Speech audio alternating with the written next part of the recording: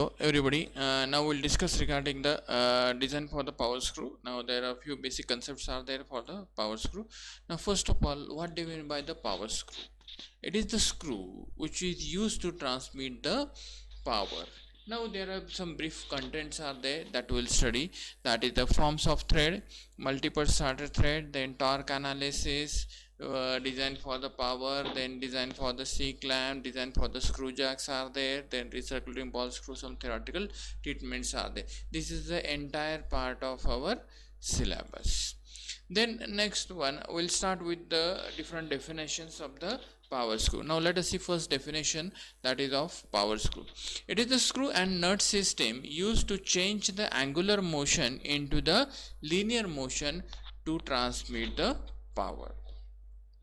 Now for example, in the lead screw, where this is what are the lead screw is there, it is also called as a power screw. In the lead screw, we are going to convert the linear motion, that is rotary motion, into the linear motions. Now there are different applications are there. Now for that, for examples, that is the lead screw of the machine tool, then screw jack which is being used to lift the vehicle, then C clamp which is being used for the clamping of the devices, then mechanical press which is the heavy operations are there, then tensile testing machine like a UTM machine, then mechanical vice is there. These are the few of the applications of the power screws are there. Then next one, there are different advantages of the power screws are there in the mechanical system. That is, a power screw has a large load carrying capacity. Now what happen in the power screw, as it is being driven by using a power, okay, it is being driven by using a motor, okay, we can transmit the load, okay, higher amount of load compared to the manual operations. Then the overall dimensions of the power screw are small, resulting in the compact constructions. Okay, now if as it is being resulting into the compact construction, the overall size of the screws are will be very small. Then power screw is, it is in very simple, straightforward in the design. Then the manufacturing of this power screw is very easy. It does not require any kind of special machine. The screw threads, as we all of us know, that is these threads are being cut by using a lathe machine. Generally the square threads are being manufactured by using a lathe machine, and trapezoidal threads are being manufactured by using a thread milling machine. And the last advantage is nothing but the power screw provides a large mechanical advantage. That means within the less amount of efforts, okay, we can increase the load carrying capacity. For example, a load of 15 kilonewton can be raised by applying an effort of a small 400 newton. Therefore most of the power screw used in the various applications like a screw jack, clamps, valves, vices are manually operated. Like example of a canal, opening and closing of the canals is being done by using a manually operated wheels. That is nothing but your power screw is there. Then some other advantages of the power screw is that it is the power screw provide the precision movement or precisely control and highly accurate linear motion.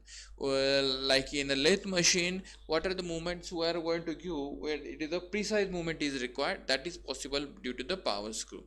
Then the next advantage, that is the power screw gives the smooth and noiseless operations, so that it will be very less amount of maintenance is required.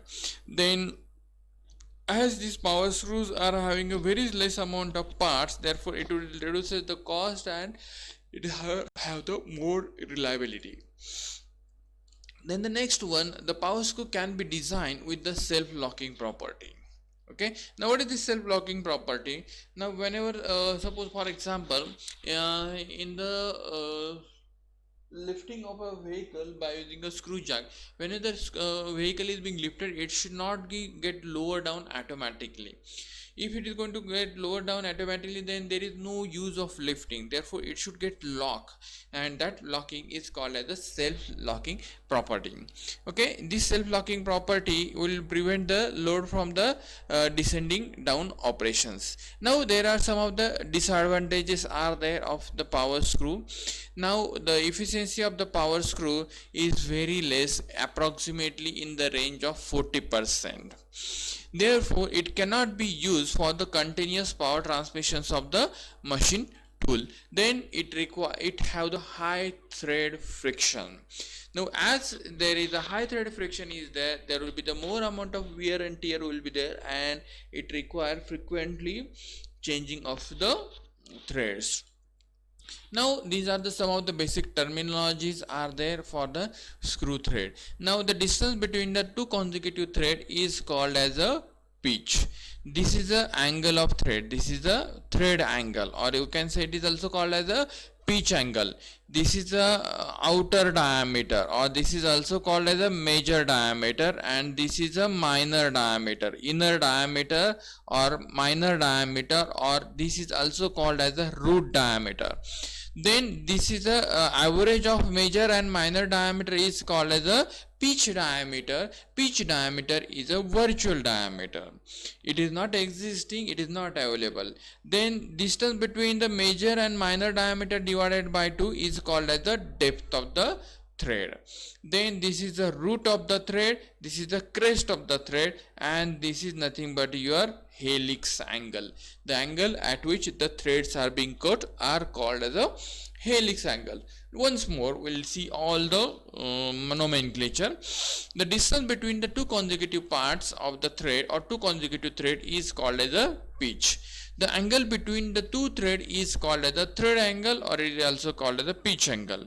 Then this is a the outer distance is called as the major diameter or outer diameter of thread. This is the minimum diameter, this is a minimum diameter or minor diameter, or it is also called as the root diameter.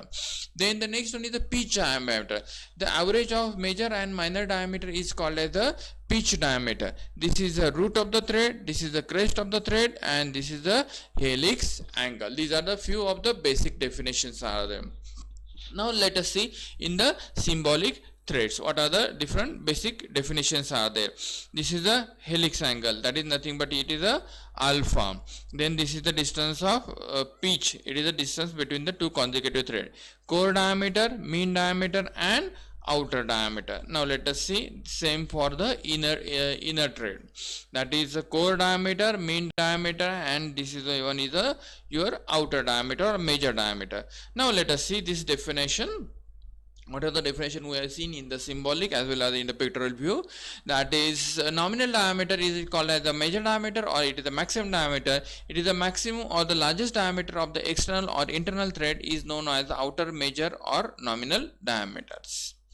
Then core diameter, it is the smallest diameter of the external thread or internal thread. It is also known as the inner or root diameter. Then mean diameter will be evaluated as a major diameter plus core diameter divided by 2. Then the pitch, it is the distance between the two corresponding points on the two adjacent teeth measured parallel to the axis. Then pitch will be calculated as pitch will be equal to the 1 divided by the number of threads per unit length. Then next definition, that is the lead. It is the distance by which the screw advances in one rotation of the screw. That is in one rotation of the screw, whatever the advancement of the screw will be there, that is called as a lead. For single start thread, suppose that will be given in the formula, that is lead is equal to the number of starts into the pitch. If number of start is equal to 1, that is a single start thread, then that will be called as lead will be equal to the pitch. Therefore for single start thread, pitch is equal to the lead. Then lead angle or helix angle, it is the angle made by the helix or the thread with the plane perpendicular to the axis of the screw is called as the lead angle or helix angle. That is given in the mathematical formation. Lead angle alpha is equal to the L divided by pi dm. Then there are different forms of the threads are available. Now the threads are generally being used for the fastening purpose, like V threads are not suitable for the power transmission application. Then the general purpose of fastenings are being provided for the high frictional resistances. Then on the other hand, the purpose of the power transmission thread is to reduce the friction between the screw and nut. Therefore, V threads are not suitable for the power transmission. Then there are different forms of the threads are available, like square. Basically it is being divided into the two classes, that is the square thread and trapezoidal thread. Square threads are being manufactured by using a lathe machine, and trapezoidal threads are being manufactured by using a milling machine. Now let us see the basic terminology of the square threads. Now square threads are generally being used in the power transmission. Now this is the overall layout of the square thread. The distance between the two consecutive point on the two consecutive threads is called as the pitch. That is, distance between this point to this point is also pitch, and distance between this point and to this point is also called as a pitch. Now as this is a this will be the half of the pitch, that is the P by 2, and this will be half of the distance P by 2. This height is also equal to the P by 2. This is a major diameter, this is a root diameter or minor diameter, and the pitch diameter will lie somewhere here. That is nothing but it is a virtual diameter. Now there are different advantages are there. Now the helix angle is at the 90 degree. Now generally for any type of power screw, the maximum efficiency is approximately at the rate in range of 40%. Now compared to all other types of thread, the square thread is having the maximum efficiency. Now second one, it have the minimum radial or bursting pressure on the nut. Now what do you mean by the bursting pressure on the nut? That is, whatever the pressure is going to come at the thread surface or the radius will become less, because it is having a maximum portion is there. Then there are different applications are there, like a screw jack is there, then mechanical press, then the various clamping devices. We are going to use the square threads. Then there are different some other advantages of a square thread over the trapezoidal threads are there. Now first of all, the efficiency of the square thread is more than the trapezoidal thread. Then there is a no radial pressure or the side thrust on the nut due to the square thread. The radial pressure is called as the bursting pressure on the nut. Since there is a no side thrust, the motion of the nut is uniform. The motion of the nut is uniform. Then there are some disadvantages are there of the square thread. It is difficult to manufacture. Then second one, the strength of the screw depends on the thread thickness at the core diameter. The square threads have the less thickness at the core diameter compared to the trapezoidal threads. Then the wear of the thread surface become a serious problems. Then next type of thread is nothing but your Acme threads. Now whatever the included angle, thread angle is there, in square thread it is a 90 degree. If that angle is 29 degree, then that is called as the Acme thread. Let us see by using this diagram. Now this is a Acme thread where the included angle is 90 degree. This is a pitch. This distance from this distance is also pitch. This is a major diameter, root diameter, and this is the pitch diameter. Now what are the advantages are there? Acme threads permits the use of the split nut, which compensates the wear. In case of a square thread, the wear will be more. Then Acme threads are stronger compared to the square thread because the diameter at the root surface is more. Therefore, the tooths are stronger compared to the square thread. Then there are some of the limitations are there, that is the efficiency of the Acme thread. The limitations having the efficiency of the Acme thread is less than the square thread. Okay, the slope on the side introduces the bursting pressure on the nut. Then there are different applications of the Acme thread. It is being used in the lead screw of the machine tool, because it avoids the bursting pressure. Then next one we'll see the trapezoidal thread. The difference between acme thread and trapezoidal thread: acme thread is having an included angle of 29 degree and trapezoidal thread have the included angle of 30 degree. Otherwise remaining things are same in case of acme and trapezoidal threads. Now the different advantages are there of a trapezoidal thread. These are manufactured by using a thread milling machine, and the trapezoidal threads are economical to manufacture. It have the more thickness at the root, therefore it has the more load carrying capacity, less amount of bursting pressure is there.